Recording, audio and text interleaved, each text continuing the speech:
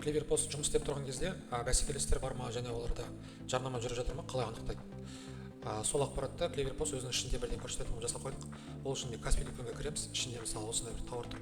Бұл жерде бұл нақты жазады. Бұл бәсекелестер мысалы осы тауарды мынандай бәсекелес сатып жатыр және бұл тізімде бірінші тұр дейді. Бірақ оның бағасы қымбат баяғы. Ең төменгі баға бұл жерде 17.400 теңге. Бірақ бұл бірінші орында тұрған жоқ. Яғни бұл жерде жарнама көрсетіп тұр деп ескертіп тұр.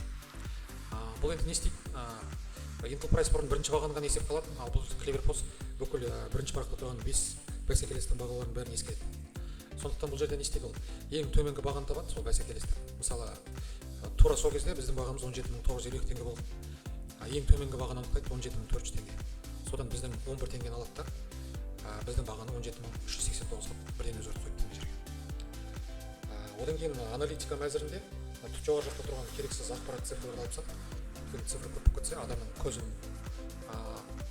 шатыстырып жібереді екен. Сондықтан бірінші, екінші, үшінші, төртінші нақты 5 орынға дейін жаңа ауткарт бар, қанша тауарда жарнама қосылып тұр жерде бірден көрсетеді. Осы платформаларды ғана қалдырдық.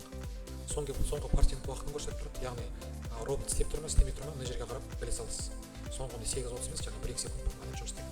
Бүкіл парақ жаңартқыңыз келсе, мына жерде жаңарту батырмасы бар. Жаңа мәліметтерді бірден жүктеп тұрады. Жарнама қосып тұрған тауарлардан мына сияқты көрсетеді.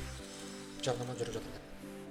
Яғни бет албата ол тауарлармен жарыса бермейсіз, бағаңызды төмен ұстап отырып болды. Өзімізден қадам алады.